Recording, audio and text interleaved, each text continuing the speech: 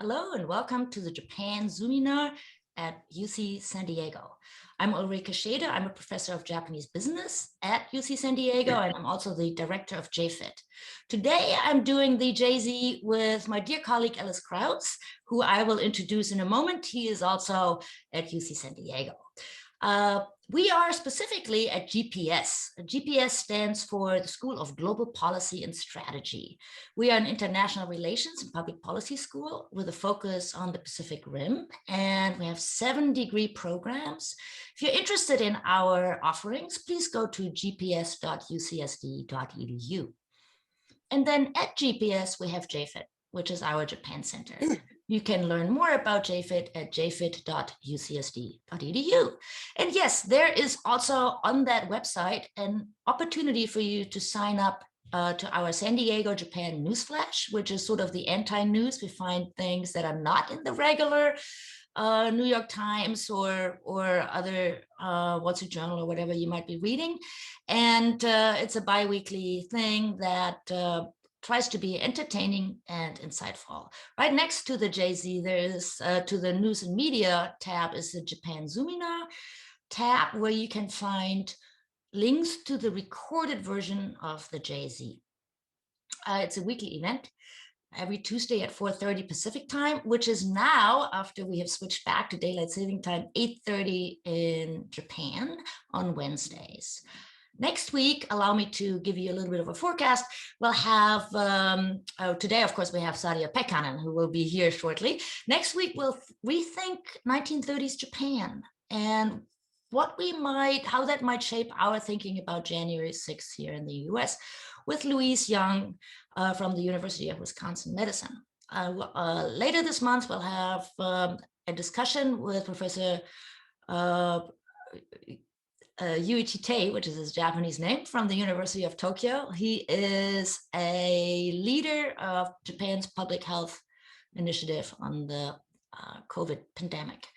We'll then have Robert Mattson on Japan's power and influence in the emerging world order, and Patty McLachlan and Japan's policies for common people. Let me also announce that our March events are supported in part by the Japan Society for the Promotion of Science in San Francisco.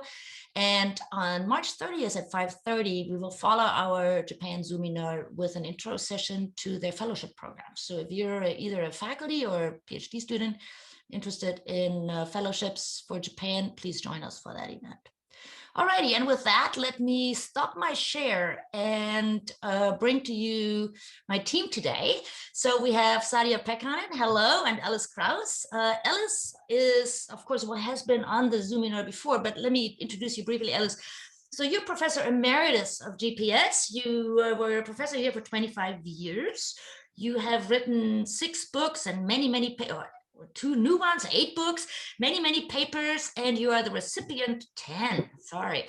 You're the recipient of the Order of the Rising Sun from Japan's Emperor. So you're one of, I would say, the top 5 Japan political scientists of your generation in our country and in the world, maybe. So welcome, Ellis, and thank you so much. You have agreed to be the moderator today. So what we're going to do is we're going to do something new.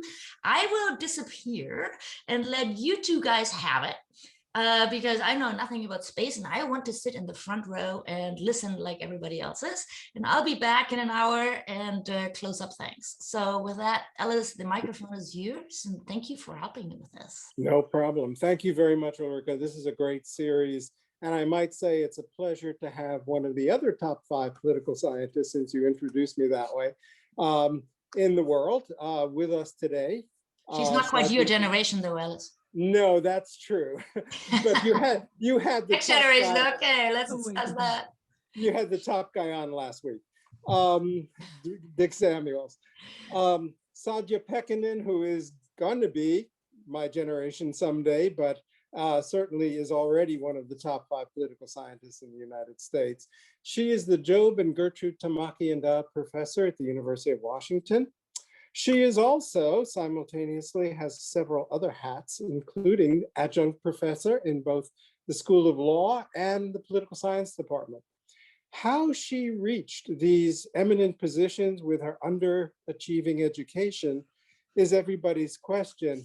She only has a PhD from Harvard, an MA from Columbia in political science as well, and a Master of Laws from Yale. Not too much.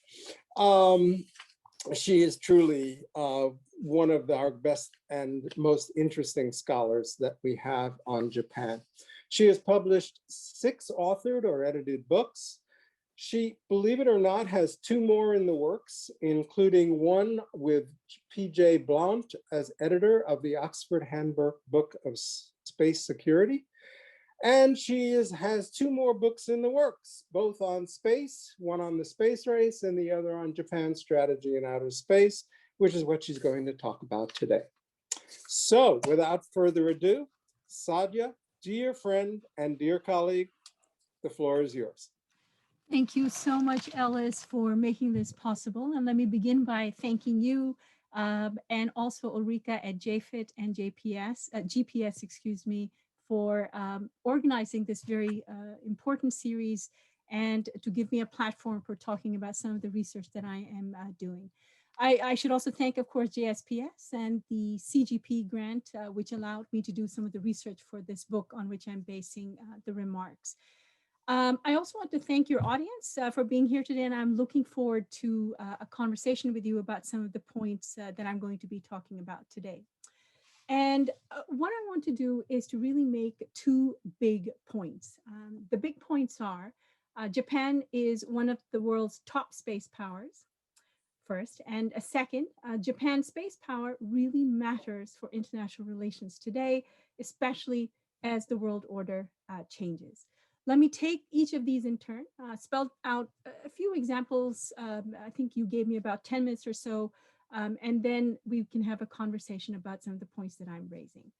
So let me begin, first of all, with my claim that Japan is one of the world's top space powers. And I would say that as a sovereign and independent power, Japan is one of the top 4 or 5 powers in the world today, whether you're looking at civilian or military aspects of space. And the most important way we know this is based on its foundational space technologies.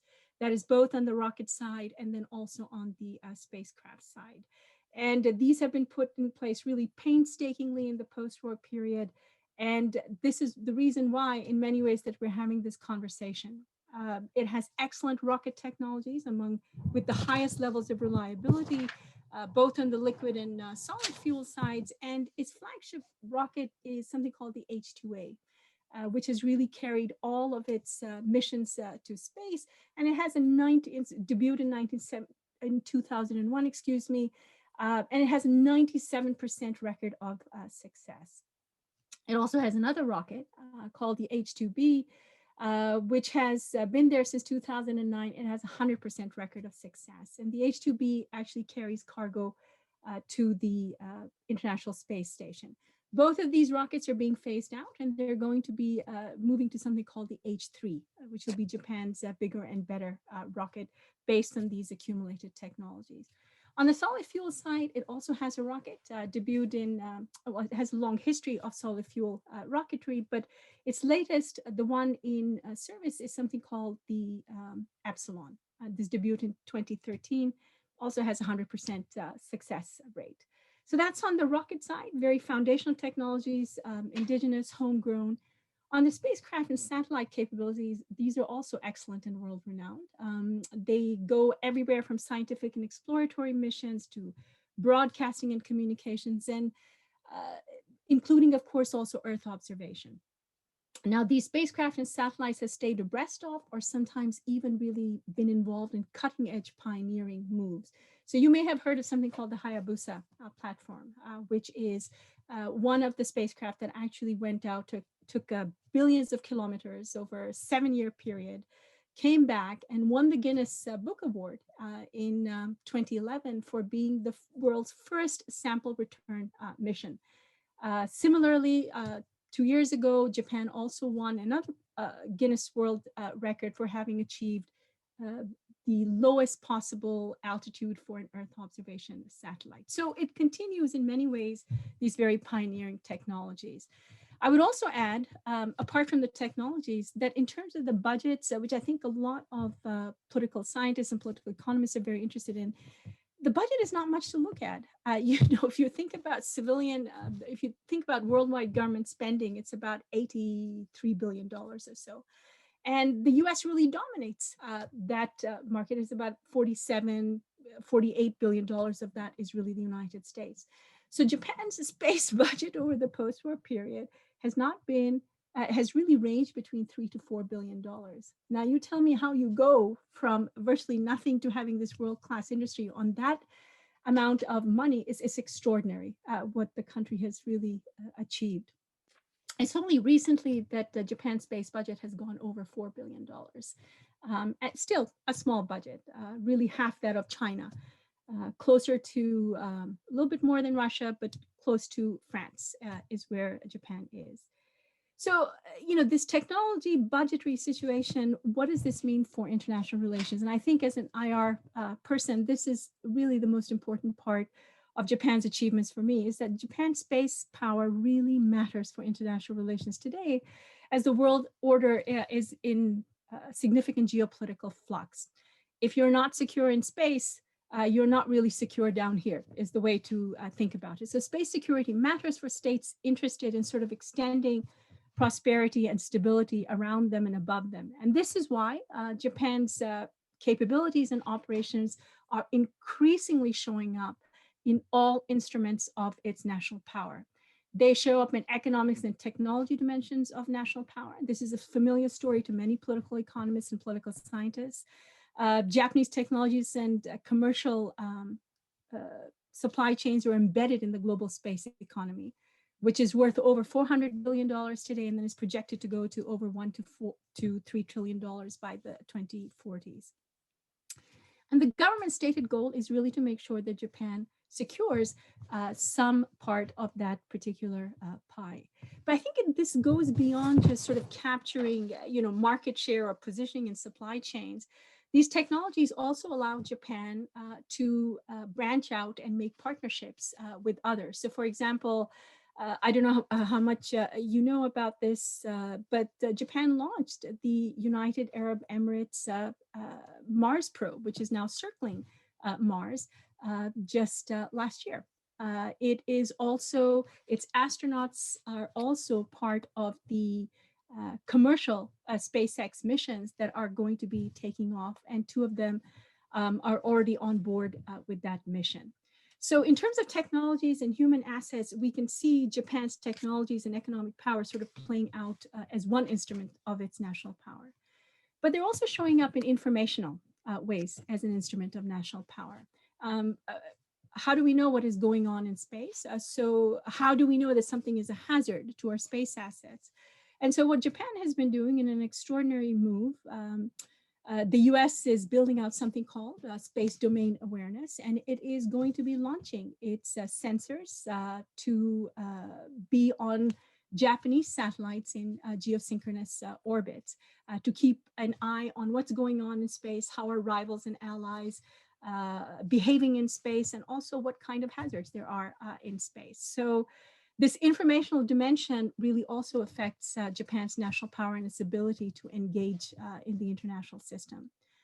I would also add that Japan's space technologies are reverberating in its diplomacy. And unlike the United States, which doesn't have anything really like this, Japan since 1993 has been running something called the Asia Pacific Regional Space Agency Forum, APRSAF. And this is a platform that is designed to bring together and showcase capacity building by leading Japanese companies and Japanese government, as well as give it an ability to sort of reach out and build partnerships, both in the region and also abroad. Finally, I would say that, and we can have an interesting conversation actually about APRSAF is often sort of as a balancing tool against China, and that's something that we can come back to.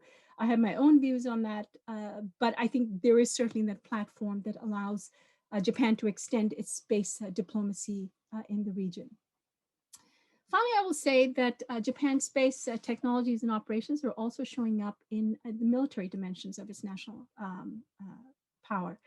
And as many of you probably know, Japan started, well, the US has the Space Force, but Japan also has something called, which started off last year, the Space Operations Squadron.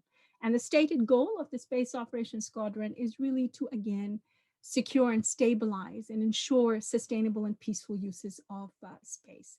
And very sensibly, as both the US Space Force and also SOS realize, this is not something that any one power can sort of do on its own. This will require collaboration. And so Japan is part also of the multilateral space cooperation that is being built out at Vandenberg Air Force Base, that Space Command is building. And in addition, it has bilateral MOUs with the US government as well. So it's these sort of economic, informational, military and diplomatic angles that I think really give us a good sense of Japan's strategy with respect to space per se. And they sort of showcase, at least to my mind, that it's very cognizant of the geopolitics around us. In other words, it's not divorced. What it's doing in space is not divorced from the geopolitics around it today. And that is something that I think both allies and rivals need to keep an eye on as Japan moves ahead in the outer space domain. And with that, let me turn it back to you, Ellis, and maybe we can have a conversation about some of these points or other issues that people are interested in. And if I can clarify anything, I'm very happy to do that too. Thank you. Great, Sadia, thank you. Exactly 10 minutes. Yeah. I guess my first question is inspired by the JFIT Zoominar last week with Dick Samuels, who, as you know, I think you saw the Zoominar. His work has always been informed by historical antecedents and showing how there's not just change, which a lot of people emphasize in the case of Japan since World War II, but also there's continuity from before the war as well in many aspects of Japan and its politics and government. And I guess what I was thinking, listening to you, is what are some of the antecedents of Japan's space policy? Because obviously nobody went into space 50 years ago, very much, not since, well, not before Sputnik anyway. And but so there must be something that has led Japan to emphasize space and become one of the top 4 or 5 powers in space that came before. Was it industrial policy, which you've done research on in the past? Or was it anything? Are there other things? What's the connection with commercial policy, if it is connected to industrial policy? Just curious. Yeah, great question. So let me say, yes, of course, for most, I do want to put this point on the table. I think for most people, the space race really begins in 1957, and it begins with the Russians. Whereas what we know is that, you know, the space efforts really begin in Germany and during the interwar period. And Japan, there are stories about how Japan and Germany were also collaborating or that allowed some of that technology to actually also flow into Japan. So historically, there is something about space that I think was recognized early on, particularly for its military utility, by powers that were involved in the interwar period. But in the post-war period, as you know, Ellis, and you've written about this, Japan had significant constraints in terms of what it could actually do, right? And it's not really until the Americans have left that Japan begins to advance its capabilities in space as well. And from the start, I think the guiding principle was they wanted something indigenous. So I think Dick Samuels' ideas, which really impressed me as a graduate student and still continue to inform much of my own thinking today, the idea of you know, a rich country, strong army is a guiding principle in some ways that is also extending into space. So there is that ideational element that I think we cannot just get away from that easily. The material elements, again, I think as people have shown, industrial policy, this is not just, something, I think we may have overstated the case for industrial policy in thinking that, the state is guiding everything, but we know based on scholarship now that it was much more nuanced than that, right? So while the state certainly played an important role, the state was primarily there in some ways to help set the parameters or the grand strategic vision or the intellectual architecture for how Japan should be moving. But it's And the if I could companies just that were doing, interject here, and also to socialize risk for Yeah. private companies. Yeah. Exactly. So, I think that much of that continues to be true today. So whether you're looking at the old established space players, MHI or IHI or NEC, Melco, which I think of as old timers, or you're looking at the new commercial enterprises, it's much more it's such a hazardous space domain that you really have to realistically think about a public-private partnership in order to advance in it. So yes, I think industrial policy is important, but it's important in the sense today, especially of setting some grand strategic intellectual architecture rather than saying, well, we're going to go out and sort of fun. Nobody knows what technology is going to sort of rise to the surface. Nobody knows what's going to really end up being sort of the GPS of the next space frontier. So, and Japan's budget, as I already mentioned, is very little, right? So they're not spending a huge officially, it's not going to be a huge budget.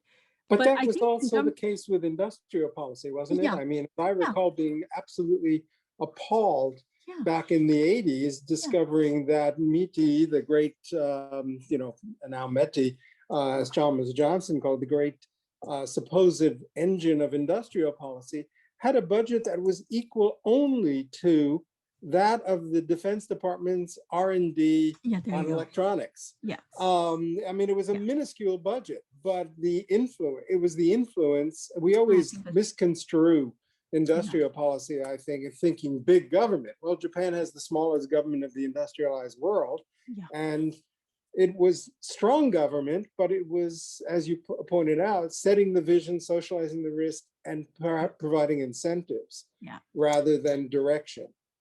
I completely agree. And so I think the intellectual architecture becomes extremely important for guiding where companies may go. But again, I think in the space domain, we don't know where the next change is sort of coming from, right? And I think this is probably true for every other field. But it remains positioned, it remains vigilant about what those trends are. And I think we need to sort of pay attention to both those ideational and material elements as we think about Japan in the space domain.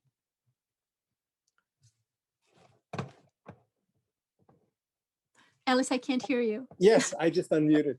What about commercial military, the dual use, as it's been called? I think you've written about this, if I'm not mistaken, that some of the technology was developed for commercial use, but also has transferability to the military uses of space. Is that true? It's absolutely true. I mean, I think this is really the dual use industry par excellence. I mean, almost 95% of space technology is really dual use. So we have to pay close attention to not just the technologies that are coming out, but also the intentions and principles and doctrines and strategies that are driving what those technologies are supposed to be doing. So I'll give you an example of, for example, one of the ways that the Ministry of Defense and JAXA are going to be cooperating in terms of hazards coming from space debris.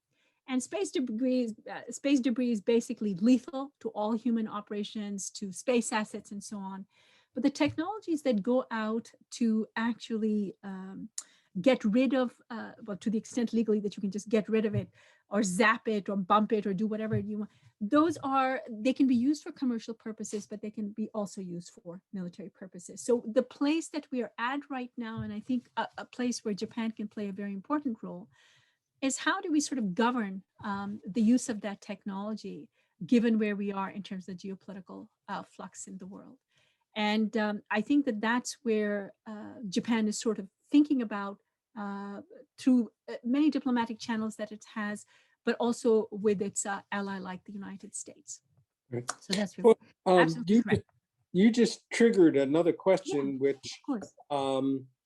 I had, you know, in preparation for this Zoominar, since I knew very little about space except what I've read of yours, and I noticed that the Carnegie Endowment now has a space research program, Yes. and one of the articles that they've published is something about the space commons. Is space a commons for which of course involves collective interests of the entire world in many ways, much like the environment, et cetera, but is relatively ungoverned at the moment. I mean, there's problems with debris in space and possibility of interference with satellites, et cetera. Where does Japan, do you know where Japan stands on the idea of greater intergovernmental regulation? For example, the UN or some other space agencies that represent the entire world, starting to make some rules, which apparently there aren't very many now. So you're absolutely correct to say that we don't have a huge amount of rules, but it would be incorrect to say that we don't have any rules. In fact, we have a body of rules that's premised on the Outer Space Treaty from 1967. It's the foundational it's the foundational treaty, I would say. It's the constitutional treaty, as some of my lawyer friends like to say, because its principles sort of suffuse the other the treaties that exist. So there's a set of 5 treaties overseen by the Committee on the Peaceful Uses of Outer Space in the United Nations. There are also resolutions that have come about. And with respect to space debris in particular, this is a problem that we've been attempting to deal with since the early 1990s, I would say. And there is something called the Interagency Debris Coordination Committee. Japan is also a part of that. COPUOS is also holding, its own. It has 2 branches: the legal branch and then the scientific and technical. They're fully aware of what this problem can actually do. In the United States, we have something like DARPA also working with commercial companies and foundations to think about how we can come up with what is called space traffic management. So in partnership, so for example, if you're on the road, Ellis, you want not to hit anything. You don't want anything to hit you and you don't want to hit anything else. So we want to do the same thing as the number of assets in space increase, as more and more companies and countries get into the business of space. We want to make sure that everybody, sort of is aware that there are some basic rules in place. So I would say that Japan is very much on board with that mission. And it is doing so not just in partnership with the United States, but it's also doing it through the Committee on the Peaceful Uses of Outer Space, is doing it through also APRSAF, its own regional space agency forum, and in many of the diplomatic ways and agreements that is signing with other countries around the world. So this is a problem that's not just a problem for Japan, but it's really a problem for anybody who has any assets in space or is planning to put assets in space. And the reason why, if I could just finish this, the reason why it's important is because space assets really empower and fuel everything around you. Your GPS, broadcast and communication, the financial systems, banking systems, fueling, pumping gas, all those things. So for a country like Japan, along with the US, this is an important, it generates prosperity, but it's also something that needs to be stabilized and made secure. So they're very, very cognizant of the role that norms and rules can play in helping to bring that about. It's not all the commons, however, and everything, let's cooperate in space. You mentioned the cooperative space agreements that Japan has, but China has them as well. Yes. And Japan is a member of that cooperative agreements too, which it leads you to, and if I can quote from something you've written, competing interests and conflicting visions mean that in the modern space landscape, it is unwise and unsafe to take allies for granted. I was struck by that sentence. I Yeah. mean, I really was, because Yeah. it seemed like you're implying that Japan's hedging in space policy against the US alliance.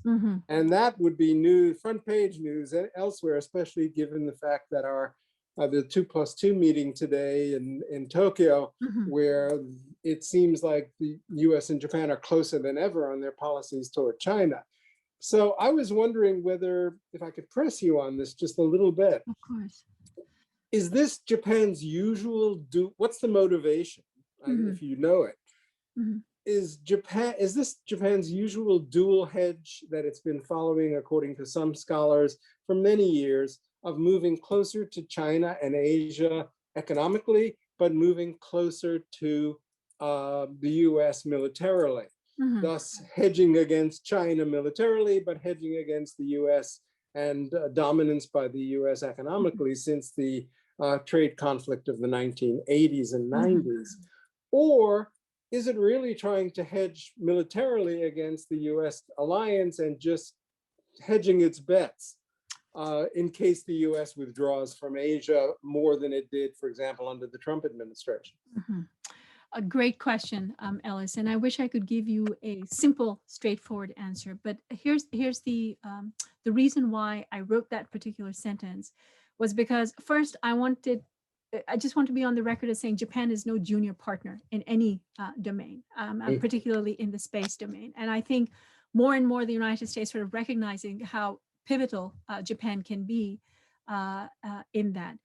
What are the concerns, however, having said that, what I would also like to say is that what are the concerns that Japan might have about the United States? And I think that probably for this audience or for any audience, it's not an exaggeration to say that nobody's quite sure what will happen in the US in the next election, right? So so I think that Japan would not be unusual in sort of thinking about if it's putting all of its eggs in the US basket, it doesn't want to necessarily do that. Its geoeconomic strategy is very much allowing it to position not just in Asia, but also outside of Asia, really literally around the world in terms of building partnerships. And that's not something that is going to take a second place too with the US either. So I think that's the reason why I put that statement there, is because I think Japan needs to be taken very seriously and very credibly, not just as a technological space power, but also as a power that has its own interests in what it wants to do in space. And I gave you a lot of examples about how it's building cooperation with the US Space Command as well as US Space Force, but it's also signing a lot of agreements on its own with other countries around the world. So for example, some of its lunar missions, it just signed an agreement with India. It has also, as I pointed out earlier, sent off a probe with respect to the United Arab Emirates. So it's ideally positioned to sort of begin to do those things on its own as well. But what about China? That's the other big, space power in the region. I think this is what you want to really hear the answer to. And I said earlier that Japan has this APRSAF, which many people think is a counterweight or a rival to the Asia Pacific Space Cooperation Organization, which is led by China.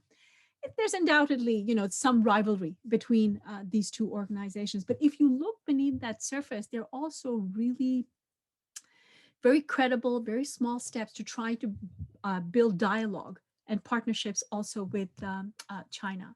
And most important, and this is true for the space domain, and then as every person, every Japan specialist knows, Japan has also signed an economic pact with China, right? So how is positioning, it has its own interests. It wants to do what it wants to do, that it thinks it's in its own national interest, whether it's in the space domain or the space domain related to geoeconomics.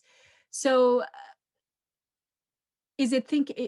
I do think that it is cautious about building all kinds of platforms with the US, partly because of the political uncertainties in the United States, the polarization, et cetera, and so on. But Japan, that's not Japan.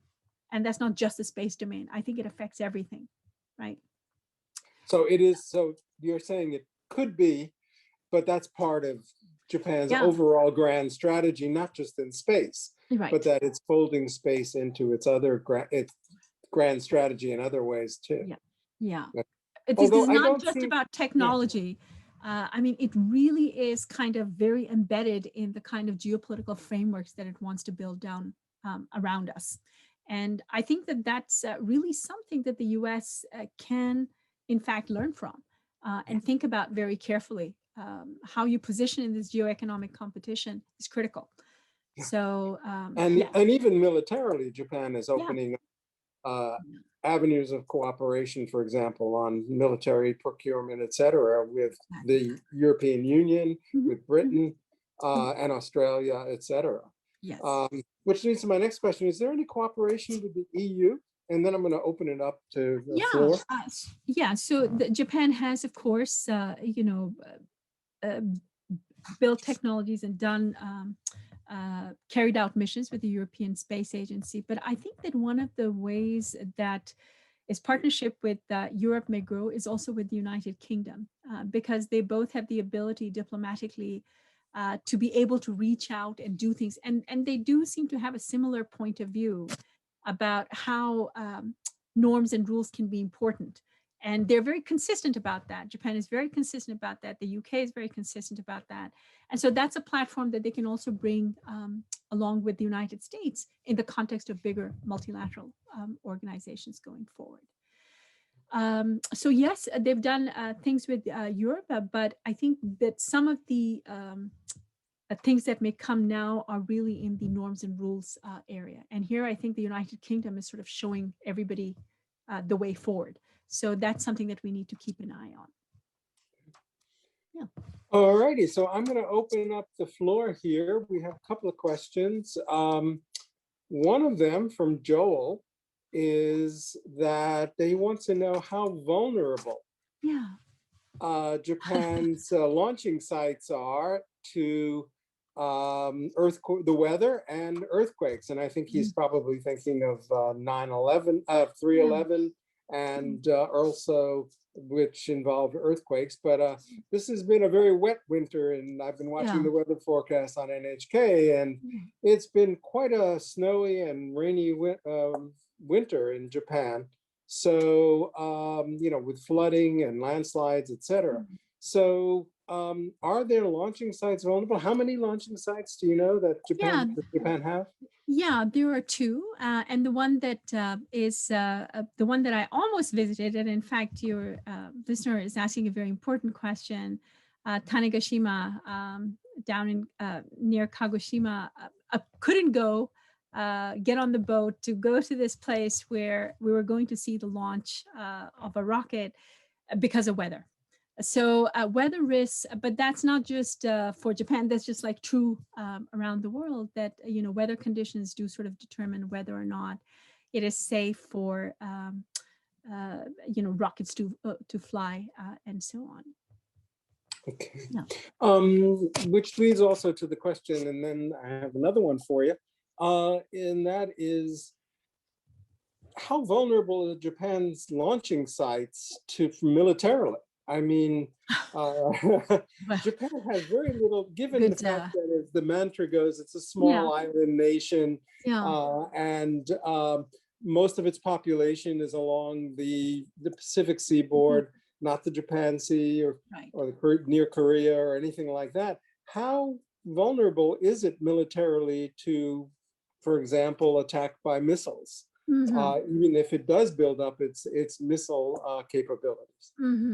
Yeah, so it's within range, of a missile threat. I'm not going to name any countries, but certainly within range. It is probably if you are planning, I'm sure there are plans that suggest, that's a site that you may want to keep an eye on. But I think you asked me an interesting question. I should probably look more into this to figure out what is the military infrastructure that's sort of protecting those sites and those launches, because they're fixed, right? You know exactly where they are. So that does present a potential security risk for all launch sites. What I can also say is that it's very difficult to get to them. But for people, if you want to try and visit, there's a whole procedure that you have to go through. That's true also in the US. but yes, to put, just to answer your question directly, yes, they are, of course, vulnerable to not just missile strikes, but to other kinds of strikes that may also take out that launch Right. capability.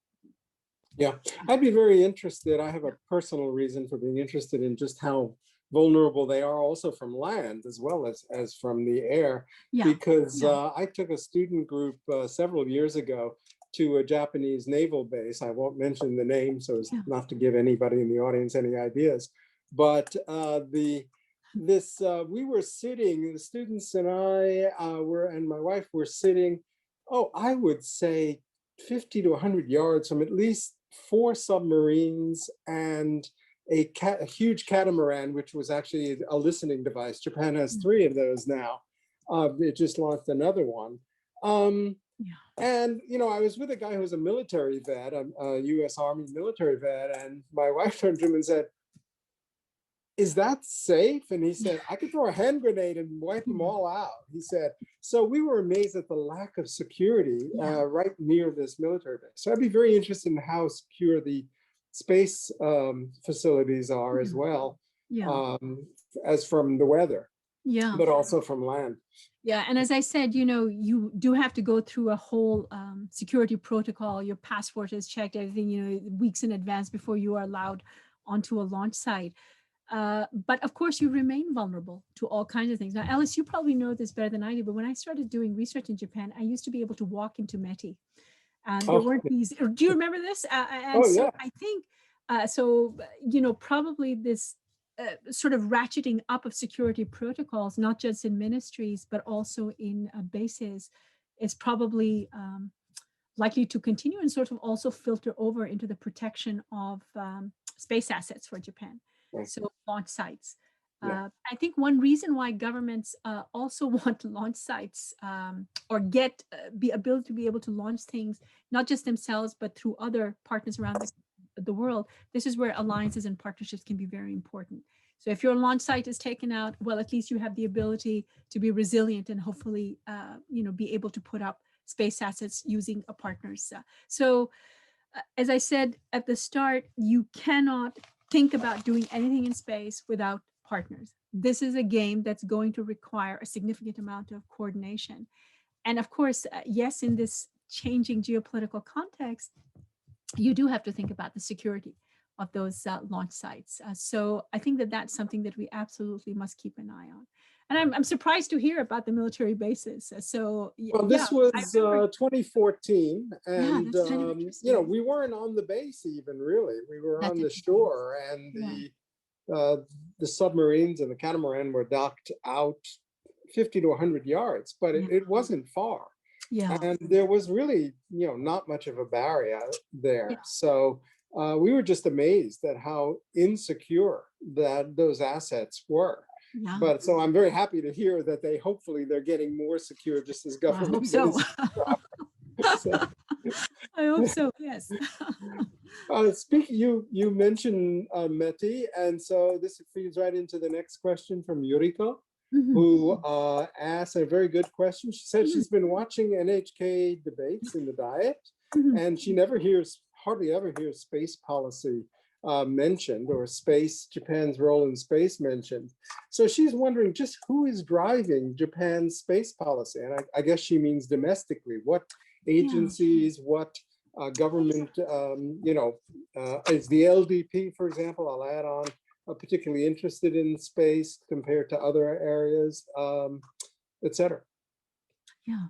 So when I first started studying Japan's space, this is in graduate space policy in graduate school, I couldn't find any center that was sort of directing everything. It was extremely difficult to figure out who was directing. In fact, it's not really up until 2008 that we begin to see some coherence sort of building into a national space strategy. Today, there is the strategic headquarters for space policy that is, and it's really sort of driven top down. It's driven by politicians. It gets advice from the Cabinet Office, which gets advice from the Committee of National Space Policy and the Cabinet Secretariat. Then they liaise down with other ministries as needed. So I think one reason for this is that this change is that commercially space is becoming important and sort of integrated into that. So you need some sort of driving strategy, but it's also militarily important for national security purposes.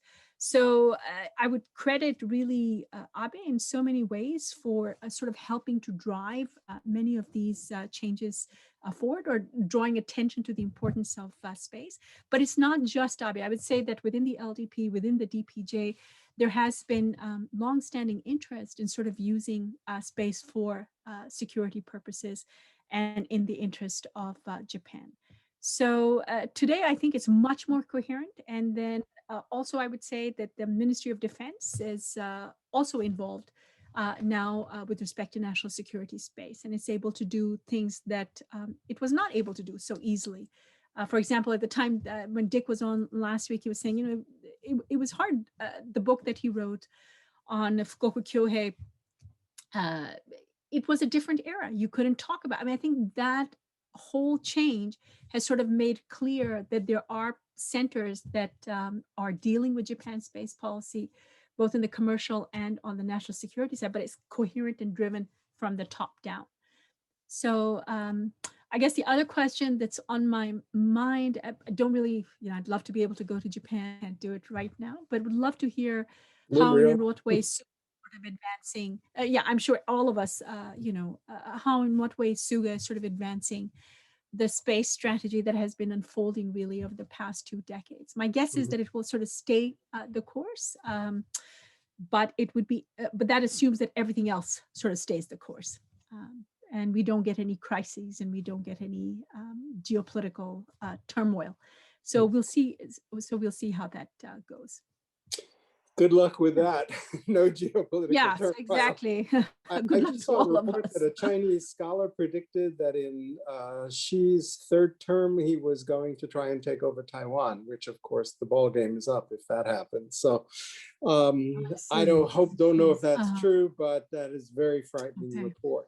Anyway, we have a really 3-part question from somebody named TJ. I can't imagine who that is. Who is that? Who is that scholar?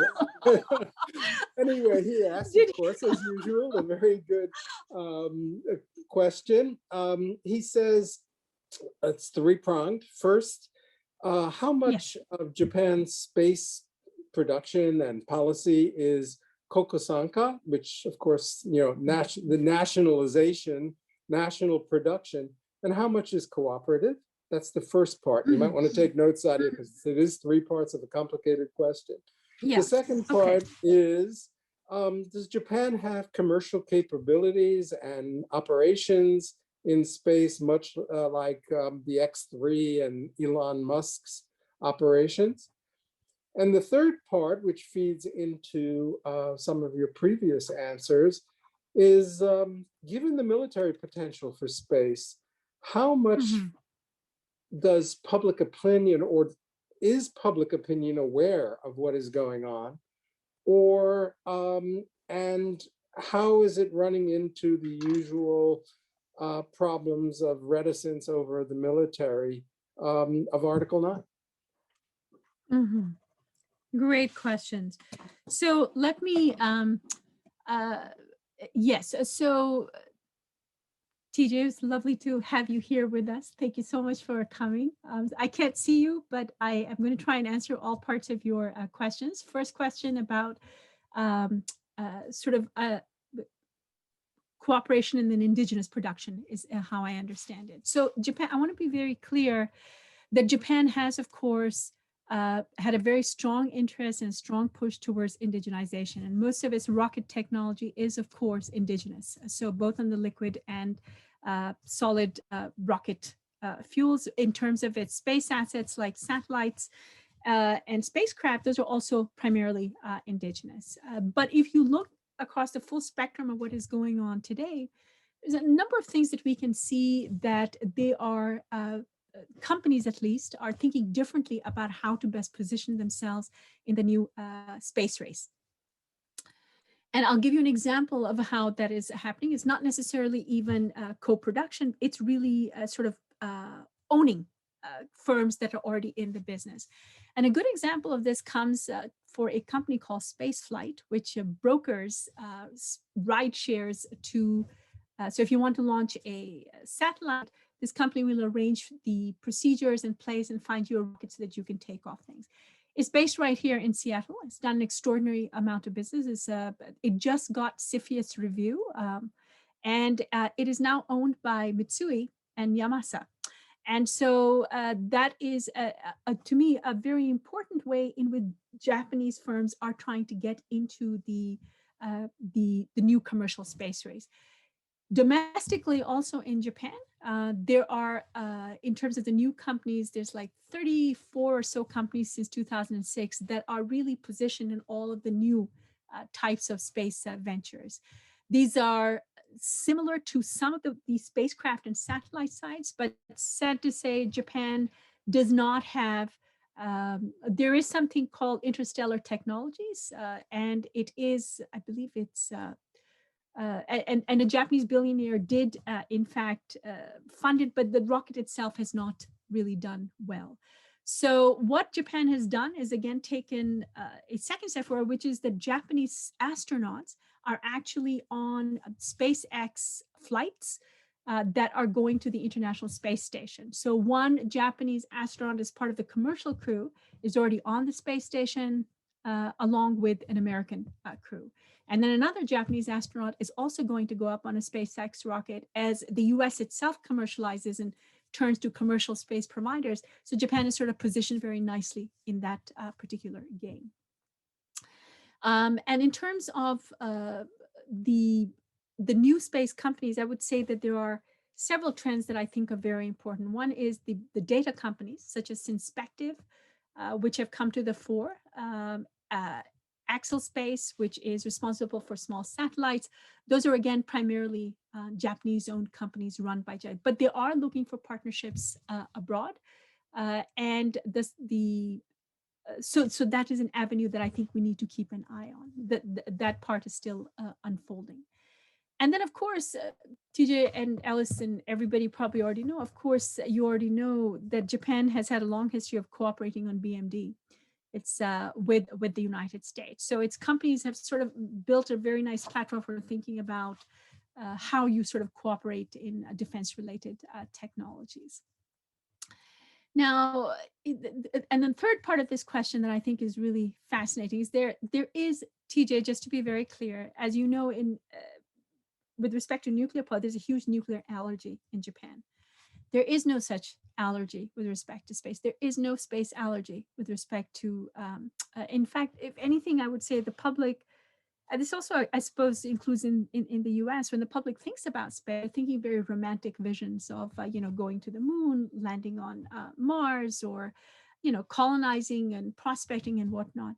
What they don't realize is the military aspects of space, partly because of dual use, but partly also because of the shifting national security space strategies in almost all the advanced space powers. But as far as I know, there is no public pushback against space assets being used for military purposes today. So if you hear of anything, I want to hear. That kind of surprises me, though. I would assume that any overt attempt to militarize space would provoke a public reaction in Japan, just because of Article 9 and the reluctance of part of the Japanese public, not all, but part of the Japanese public to want any change from the status quo, or see Japan become a military power on its own, and and some part of public opinion is perfectly happy to allow Japan, the U.S. to do most of the protecting of Japan outside of the home islands itself. So that is a fascinating question, and I'd be very curious too if there is any. I completely agree. Very important question. I think part of the reason also, if I could speculate, is that this is a dual use technology, right? So you can conceivably say, look, we are not this is not for military uses. We're doing this to do X, Y, and Z. And I think that those are very legitimate reasons. So when you sort of rely on commercial space capabilities, you can always get by saying that, you know, these are for commercial purposes, and our job is to ensure that they're actually secure. So I think that's part of the answer. But honestly, part of the answer is that just lack of public awareness.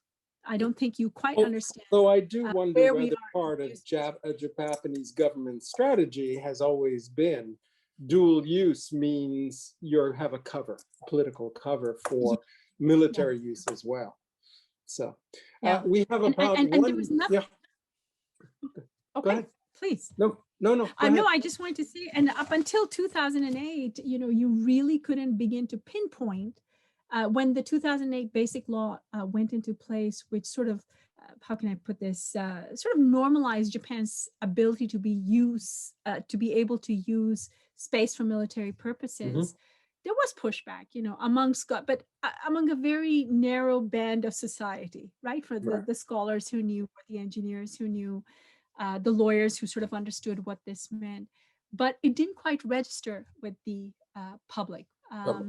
So I think that if that latitude shifts in the years ahead, if we do indeed see some sort of a conflict breakout in space, as many people are now projecting will happen in a world of great power competition, then you know, it remains to be seen how the Japanese public might react.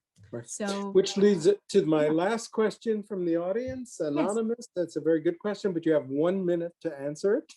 Yes, it's absolutely. A very small, narrow question. What is China's perception of Japan's developments in space? Yeah, a good question. To be honest, we know a lot about how we think about Chinese space capabilities. I don't know as much about what China thinks about Japanese space capabilities. But I think if I were a professional military space analyst in China, I would look at Japan and think, okay, you know, there is something there that we need to be aware of, and to consider building better ways of a relationship with Japan. So these are not deployed, this huge ability to be able to bring space power to bear on that relationship does not necessarily affect our relationship with Japan going forward. And Japan has something called the QZSS, which is already monitoring regionally much of the capabilities and activities and military activities in the region. So yeah, that's what I would say. You know, I would take it very, very seriously as a military space power if I were a Chinese military analyst. Yeah. Speaking of powers, I see our host the of the powers series, has returned. Professor Sheda is here, and I think that is our cue, Sadia, to probably thank move you, on. Turn it on to you joined us from outer space. Discussion. Yes. I was disappointed that you didn't ask the question about Gundam and Uchu Kyodai and Hello Kitty in space. So and the question from the audience was, you know, is there something about turning it into popular culture? Is there a popular culture around outer space that makes Japanese ordinary people so interested and fascinated by it? Yeah, I think that that's exactly right. And I think it has to do with our popular perceptions and romance with space rather than the national security realities of space is where we are. And by the way, I love Uchu Kyodai. I think that is a great, I think that is great. Gundam is also good, but Uchu Kyodai, I would say, fantastic. Well, it is like our parents told us when we were little, when it's the best time, it's time to go home. So our time is up. Thank you very much for joining us today. It was fantastic. I learned a lot. I didn't know anything about it. And I have a ton of questions for you, Sadia, about, you know, what the private sector is trying to do in this area, and how much money they're actually making. You talked about a small budget, which opens up a whole new conversation about, okay, if the budget's so small, who's Mhm. paying for it? Yeah. So Yeah. we'll have you back at some point. So Thank you audience, so thank you much, for joining Ulrika. us today. And Ellis, thank you for joining Thank the you, show as the Alice. moderator today. It was fantastic. And we'll see you next week with Louise Young, talking about Japan in the 1930s and what we know from those days that might inform our knowledge of what's happening around us today. So we'll see you next week. Thank you, audience. Stay well, stay healthy, and thank you, Sadia. Thank you, Ellis, and have a good day. Thank you.